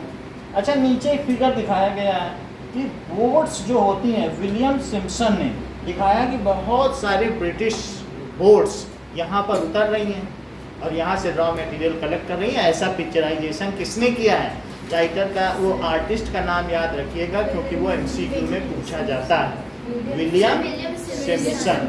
तो ये अगर दिखाया गया फिगर और आपसे पूछ लिया कि ये चित्र किसने बनाया है, ये बहुत बड़ी पेंटिंग है, इतने बड़े दीवार पर बनाई गई है। ऐसा नहीं है तुम्हारी कॉपी में इतनी बड़ी है तो इतनी बड़ी, तो इतनी बड़ी दीवार और भी बड़ी ऊंची पूरी करो, उसमें बनी है। सीढ़ी लगी होगी। हाँ? सीढ़ी लगी होगी। सीढ़ी लगा चाहे जो लगा, तो उसमें पेंटिंग अभी तक सुरक्षित है।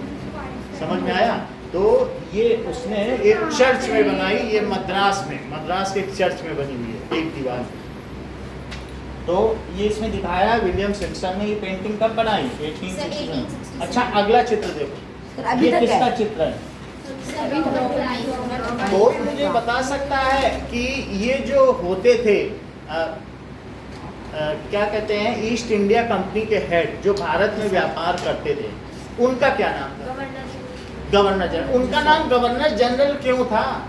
सुनो जरा, बताओ सूबेदार कौन थे? सर जो सर एक जगह के ऊपर सर औरंगजेब ने सब जगह सूबेदार नियुक्त कर रखे थे कि नहीं, कि तुम वहां से क्या लोगे? रेवेन्यू। अपना खर्चा रखो, अपनी सेना खुद मेंटेन करो, सब सेना दिल्ली में बुलाने की जरूरत नहीं है, उनसे पैसा लो, तुम्हारे पास 2000 सैनिक, 5000, जब मैं बोलूँ तुरंत भेज देना।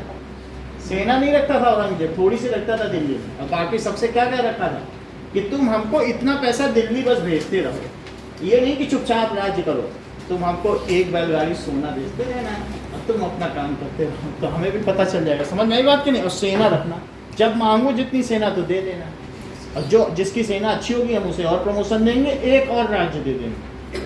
अच्छा, जब इन सूबेदार्स को ईस्ट इंडिया कंपनी ने रिप्लेस किया, ईस्ट इंडिया कंपनी ने रिप्लेस किया, उनका क्या नाम रखा?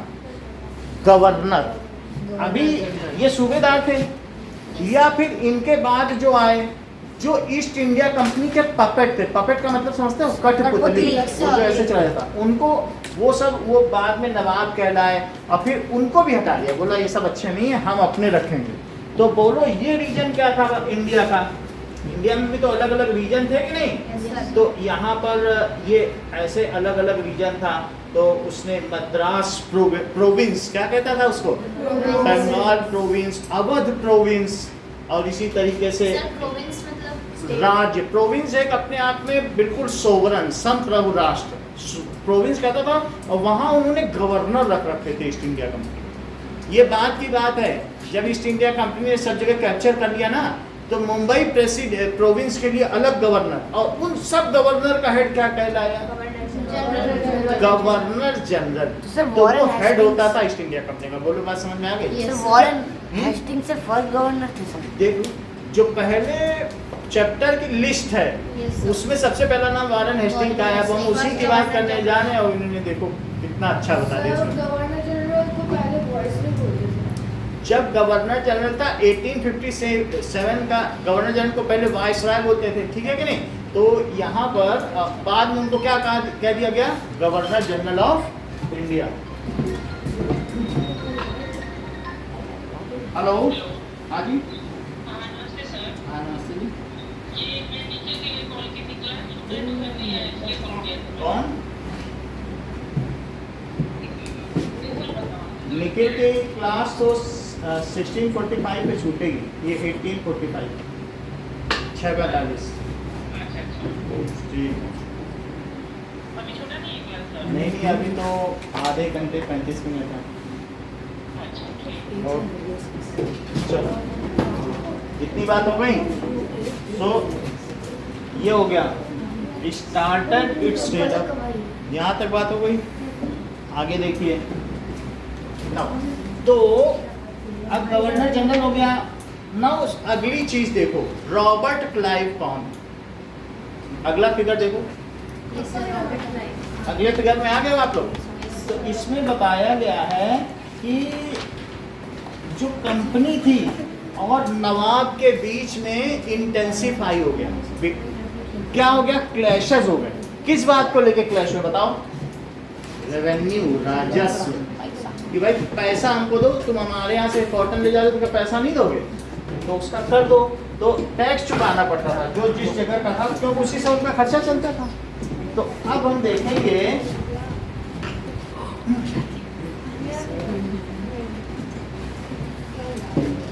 कि सिराजुद्दौला की कहानी। क्या आप मुझे बता सकते हैं सिराजुद्दौला से पहले और कौन से दो नवाब हुए जो बहुत शक्तिशाली थे?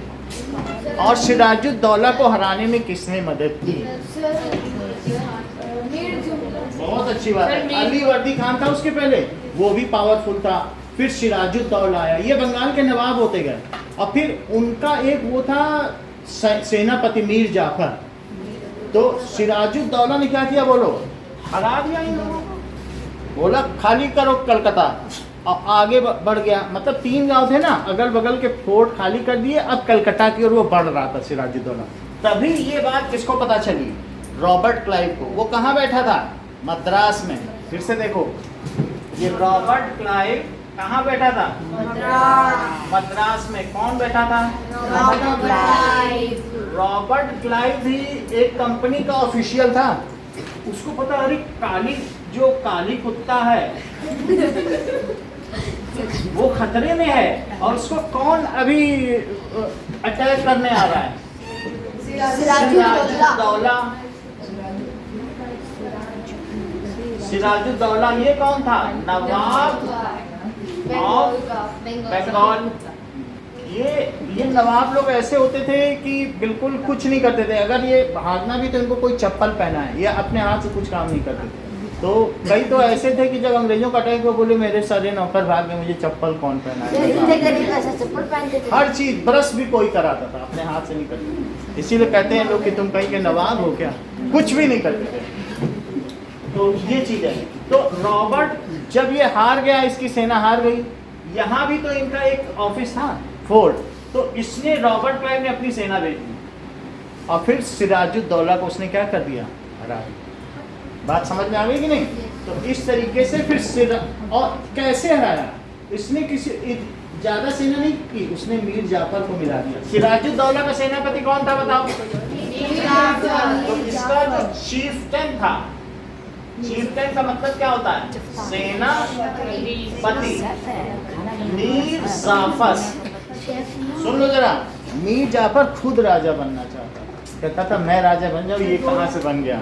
तो उसने कहा हम तुमको राजा बना देंगे, तुम्हें सिर्फ इतना कहना है, जब एक अटैक तो तुम कह देना अपनी सेना से डोंट अटैक, तो बस हम इसको पकड़ लेंगे और तुम्हें राजा बना देंगे। तो इसने अपनी सेना को बोल दिया, सिराजुद्दौला हार गया और फिर बोला राजा बनाओ, उसने फट से गर्दन काट दी, बोला बनो राजा। ठीक है कि नहीं? तो सिंपली इसको कुछ करना पड़ा रॉबर्ट क्लाइव को, ऐसे ही बिना युद्ध के। फिर इसने हाँ सर रॉबर्ट क्लाइव ने मीर जाफर को बनाया था, उसके बाद बनाया था, फिर मीर कासिम को बनाया, फिर मीर जाफर, लेकिन ये बहुत आगे की बात है, तो अब हम धीरे धीरे वहाँ तक बढ़ेंगे। मीर जाफर बना, फिर मीर कासिम ने नहीं माना तो फिर मीर जाफर को बनाया, ठीक है कि नहीं? और फिर उसके बाद जब वो भी नहीं आया तो उसने कहा कि अब हम अपने पपेट को रखें, मतलब वो आगे की कहानी है, तो अब मैं उसको बढ़ाऊँगा धीरे। समझ आ रही बात? तो इतनी बात हो गई कि ये हार गया, वरना ही पावरफुल था। तो एक तरह से हम देखें, भारत में जो ब्रिटिश की शुरुआत हुई है रेन की, वो हमारे गद्दारों की वजह से। अगर इसने गद्दारी ना की होती तो क्या उनकी हिम्मत थी कि हमारे ऊपर कर सकते? इतनी बड़ी सेना को हरा पाते क्या वो 2-4 बंदूकों से? लेकिन हमारे लोगों ने गद्दारी की, डिजायर से। और कई बार तो मराठे भी मिल गए यहाँ पर, सिर्फ टीपू सुल्तान को हराने के लिए मराठे मिल गए, सब लोग उसके साथ, ब्रिटिश के साथ। तो टीपू सुल्तान को आया, उन्होंने फिर मराठों को भी हरा दिया।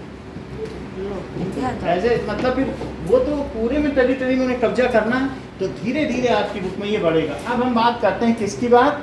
बंगाल में क्या हुआ, जरा देखिए। How trade led to battle. अब आगे की बात देखो, रॉबर्ट क्लाइव तुम्हें समझ गया, पता चल गया? He was dealing trade in Madras for East India Company. इससे ज़्यादा तुम्हें नहीं समझना। सो रॉबर्ट क्लाइव, देखो Robert Clive was official appointed, ठीक है, by East India Company, East India Company, who was dealing, deal करता था ट्रेड इन, कहां पर? मद्रास में, ठीक है। When Sirajuddaula Nawab of Bengal attack on fort, उसको फोर्ट्रेस कहते हैं, छोटे किले को क्या कहते हैं? Fortress of East India company Kalikata. तो व्हेन नवाब, और उसके पहले के जैसे इन्होंने बता दिया ना, मुर्शिद कुली खान और फिर अली वर्दी खान बहुत ताकतवर हुए। इसके पहले कौन कौन से नवाब हुए? मुर्शिद कुली खान, और कौन हुआ बोलो? अली वर्दी खान। तो ये सब एक डायनेस्टी है, ये आया फिर ये आया और फिर ये आया, ठीक है। उसके बाद तो ये when Nawab of Bengal, that is Sirajuddaula, attack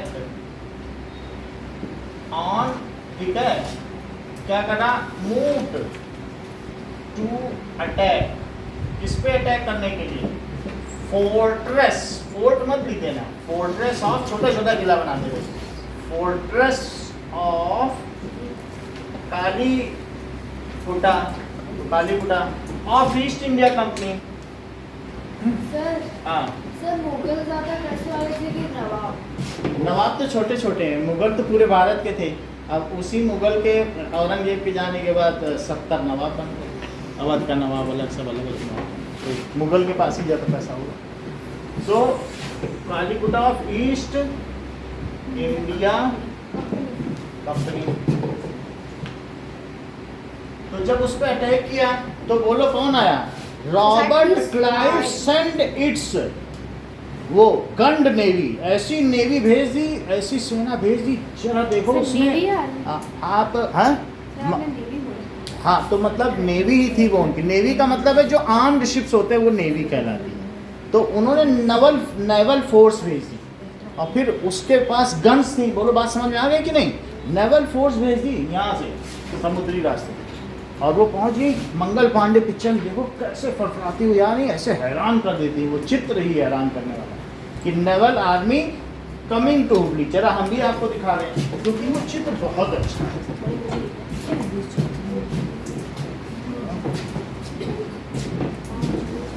ये देखो,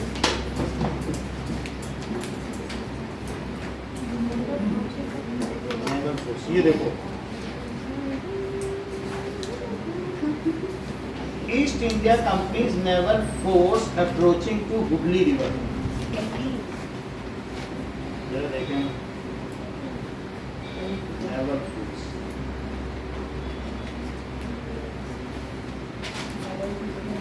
सर फ्लैगशिप अभी रुको।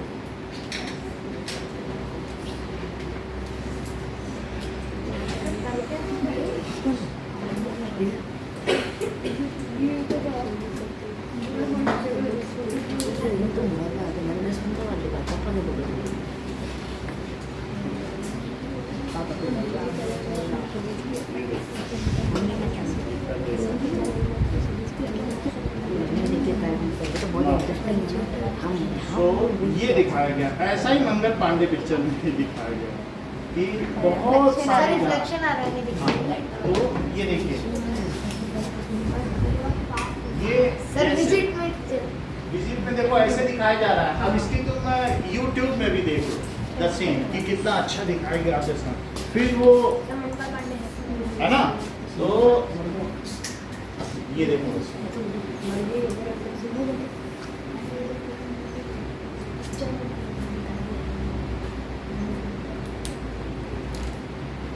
see this,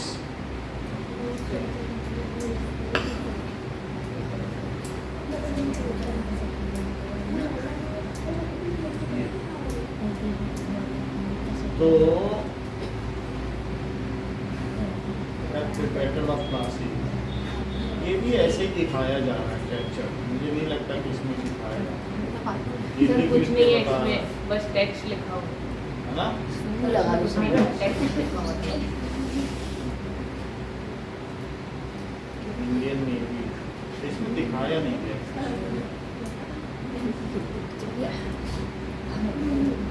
ठीक है, लेकिन जो हमने फिगर आपको दिखा दिया उसी से पता चल रहा है ना।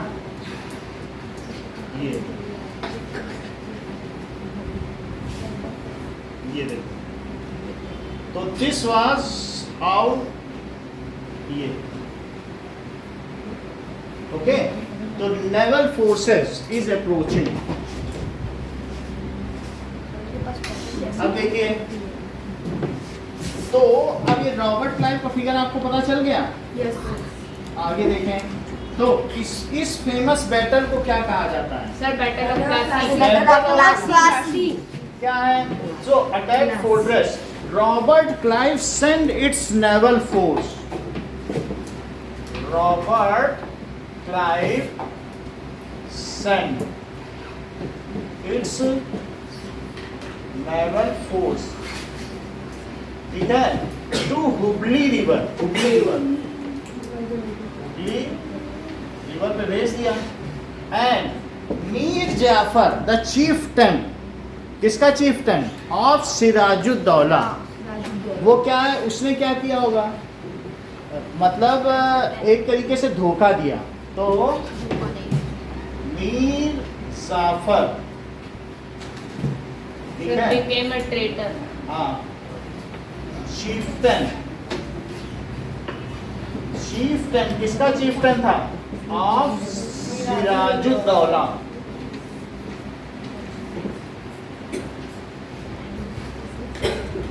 ये बिट्रेड का क्या मतलब होता है? Betrayed his nawab and not fought, किससे नहीं लड़ा? नॉट फॉट विद ये ईस्ट इंडिया कंपनी, ये ना कुछ भी लिख सकते हैं, nawab and not ordered army. Ordered is जो कन्वॉय होता है या आर्मी, नॉट टू फाइट। ऐसा क्यों उसने किया? As there was a bargain और सेटलमेंट। सर एक बार फिर से समझा। फिर से समझो कि इसका बोलो सिराजुद्दौला का चीफ्टन कौन था? मीर जाफर। तो रॉबर्ट क्लाइव ने इससे बातचीत कर ली, हम तुमको नवाब बना देंगे, तुम बस लड़ाई ना करना, तुम्हारे ही हाथ में तो सारी सेना है। तो इसने बोला हाँ ठीक है, हम नहीं लड़ेंगे, हम तो हमें तो नवाब बनना है। तो फिर इसने ये नवाब बन गया और उसने कहा नवाब बन जाओगे तो 5 लाख रुपए हर महीने हमको दे। फिर 5 लाख रुपए देता था और मेरी सब बात मानना और फ्री ट्रेड रहे। हैं? सेकंड लास्ट लाइन में that is Sirajuddaula betrayed his Nawab and ordered his convoy, ordered his army, उसने अपनी आर्मी को क्या बोल दिया बोलो? Not to fight, not to fight. तो इस तरीके से बंगाल नवाब डिफीटेड, बंगाल का नवाब हार गया कि नहीं? तो बंगाल नवाब डिफीट हो गया इस तरीके से। अब जरा आगे की बात बढ़ें। इस वास ये जो युद्ध हुआ ये कहाँ हुआ बोलो? Battle of Plassey. वहाँ उसके बाद क्या हुआ बोलो? अब कौन सा बैटल आएगा? प्लासी का युद्ध, अब बक्सर का युद्ध। This happened in battle of Plassey की स्पेलिंग देखो, प्लासी। अब जरा देखो, अब यहाँ पर इनको और फिर इसके बाद क्या हुआ बोलो? Ali Vardi Khan Sirajuddaula became the king, ये सारी बात होगी। और आगे देखो कितने सैनिक थे बोलो? 30,000 सैनिक थे क्या? और वो कहाँ आगे बढ़े? कासिम बाजार में। देखो उन्होंने कासिम बाजार की फैक्ट्री हथियार ली थी, पढ़ो अपनी बुक में। तो इसने कौन क्या जीत लिया बोलो? विद कितने सोल्जर्स? 30,000 सोल्जर्स ही वन कासिम बाजार फैक्ट्री, कासिम बाजार फोर्ट। कासिम बाजार फोर्ट को इसने जीत लिया था, कलकत्ता की ओर बढ़ रहा था। इतनी बात समझ में आ गई आपको? अब आगे देखें। सो अब बताओ, जब ये जीत गया प्लासी के युद्ध में तो इसने किसको नवाब बनाया? जैसा कि निखिल ने बताया ना, निखिल बर्नवाल ने हम लोगों को क्या बताया? पहले बनाया था सर, कि पहले बनाया, फिर बदला, फिर हटाया। जरा सारी बात समझो। हाँ, तो नेवर फॉट टू बैटल ऐसा लिखा है मीर जाफर। अब मीर जाफर की स्पेलिंग ठीक करो, उसमें बुक में जे लिखा है, तो ऑर्डर्ड ये मीर जाफर। अब देखो सो जाफर की स्पेलिंग हो गई। तो Clive has managed to secure support, तो उसने क्या किया? He was made Nawab of Bengal. कौन बना दिया गया बोलो? जाफर। सर वो ज़्यादा टाइम तक नहीं रखा ना। हैं? सर मीर जाफर ज्यादा समय तक नहीं रखा मीट, क्योंकि उसने एक बार बोला कि हम भी तो नवाब हैं, तुम भी तो मेरी बात मानो। तो अब बोलो, कोई नवाब होगा तो उसको दिखाने के लिए तो नाटक करना पड़ेगा। ऐसा तो नहीं कि कोई उसके वहाँ पर राजमहल में आके उसका अपमान करके चला जाए तो वो स्वीकार करेगा। तो ऐसे वो लोग आते थे उनके ऑफिशियल्स और बोल के चले जाते थे, तो मीर जाफर भी क्या स्वीकार करेगा ऐसा? सेना तो उसी के हाथ में थी 30,000, तो ऐसे तो कोई नहीं मानेगा ना। बोल, बात समझ आ गई? पागल नहीं, कोई भी राजा बनेगा तो राजा का मतलब कोई पैर पे गिर के राजा थोड़ी बनता है। राजा का मतलब राजा, उसको भी तो दिखाना है ना लोगों को, नहीं तो लोग कहेंगे तो पागल राजा, इसे कॉन्टेक्स्ट में। तो अगर तुम झुक जाओगे ब्रिटिश में तो दिखाने के लिए भी ब्रिटिश नहीं चाहते थे कि कोई ऐसे हम उनके आगे नहीं झुके, वो झुके। ऐसा कोई करेगा राजा? तो मीर जाफर वाज मेड, कौन बना दिया गया बोलो? नवाब ऑफ बंगाल। अब देखो एक बार उसने ब्रिटिश ऑफिशियल्स को कुछ बात कह दी तो उन्होंने उसको हटा दिया। जरा देखें कि सिराजुद्दौला की स्पेलिंग गलत है। किसकी? मीर जाफर। अब ये देखो इसमें क्या दिखाया जा रहा है कि the general court room east India company had meeting in east India. ये आपके में दिखाया जा रहा है, ईस्ट इंडिया कंपनी अपनी बैठक करती थी लंदन में। लंदन में ऑफिस है, सब ऑफिशियल्स वहाँ अपनी बैठक करते थे, ठीक है।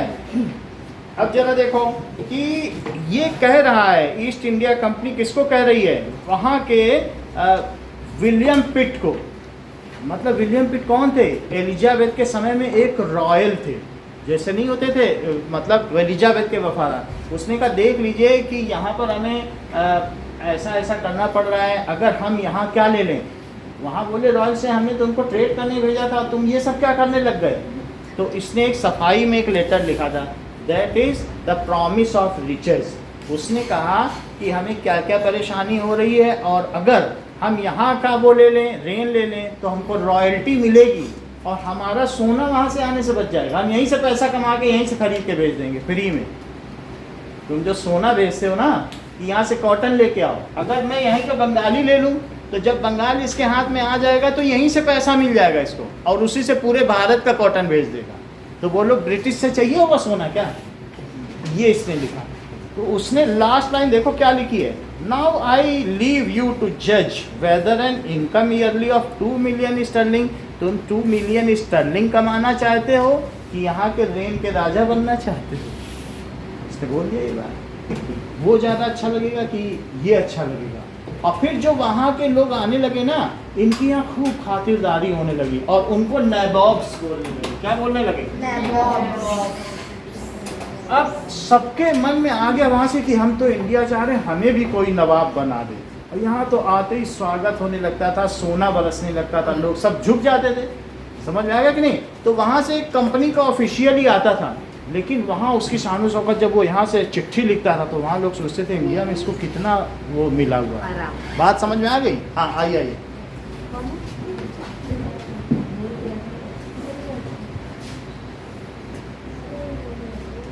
ठीक है, सो आगे की बात देखिए।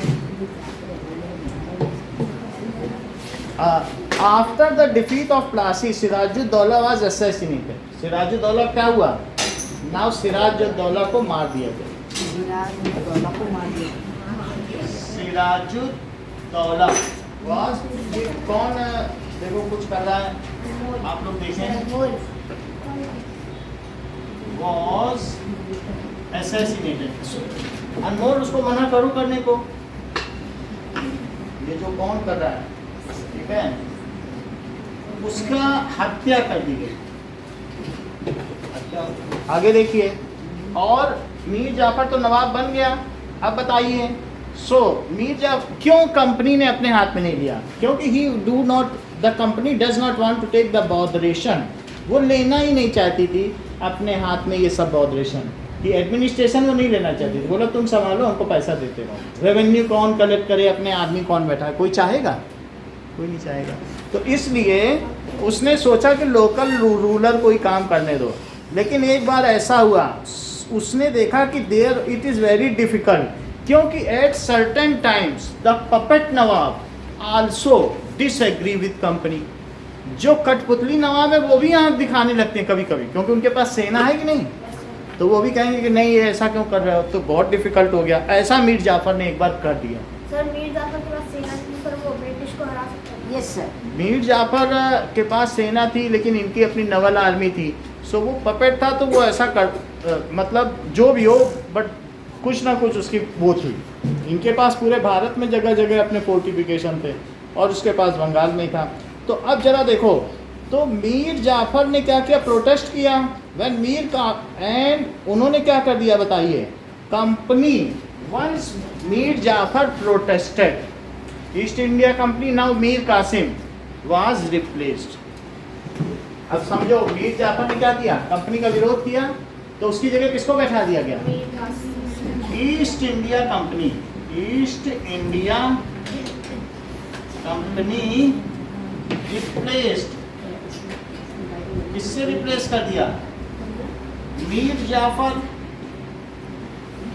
विद मीर कासिम। क्यों ऐसा किया होगा ये आप समझ सकते हो ना, क्यों किया होगा? क्योंकि उसने उनकी बात नहीं मानी होगी, तो उसने कर दिया। And Mir Qasim was again replaced by Mir Jafar, क्योंकि मीर कासिम भी नहीं ऐसा कर रहा था। कोई भी नवाब बैठेगा उसको वो नवाबी चाहिए ना, और तुम वहाँ डांट के चले आओ नवाब को। सर आपने जाफर लिखा है। मीर, तो मीर जाफर रिप्लेस कर दिया गया किसके द्वारा? मीर कासिम के। And soon Mir Qasim was again replaced by Mir Jafar. यानी कोई पपेट को वो बैठाते थे, लेकिन वो पपेट पूरी तरीके से उनकी बात नहीं मानता था, तो प्रॉब्लम आ रही थी कि नहीं? And Mir Qasim was again replaced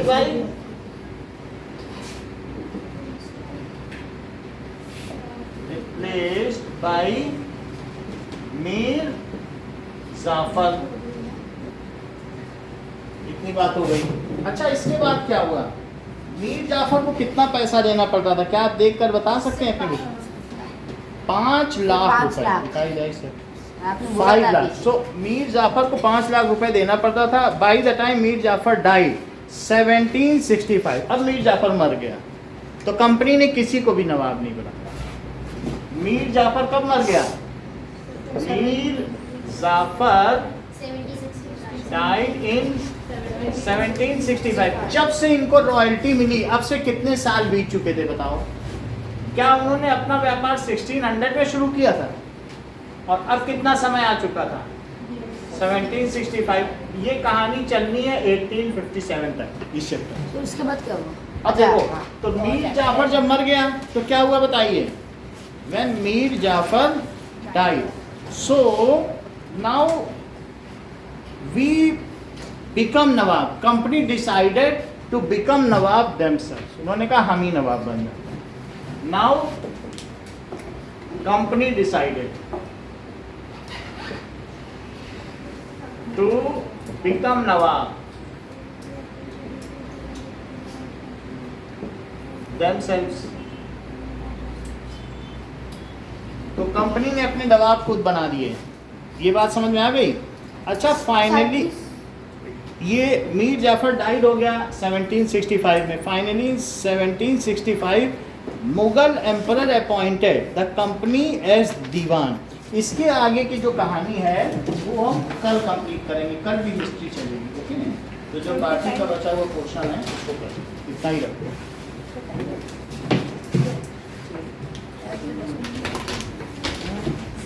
इतनी बात आपको समझ में आ गई ना कि कैसे कैसे हुआ? सर हिस्ट्री बहुत बड़ी है। हिस्ट्री बहुत बड़ी इंटरेस्टिंग है। इंटरेस्टिंग है लेकिन बहुत बड़ी है। बड़ी डेट है। याद करने में दिक्कत है। हाँ, नहीं, अगर ऐसे कहानी पढ़ेंगे तो समझ में आ जाता है। फिर कुछ तो लिख सकते हैं ना। 8 साल है बच्चे सर अपने खुद के बर्थडे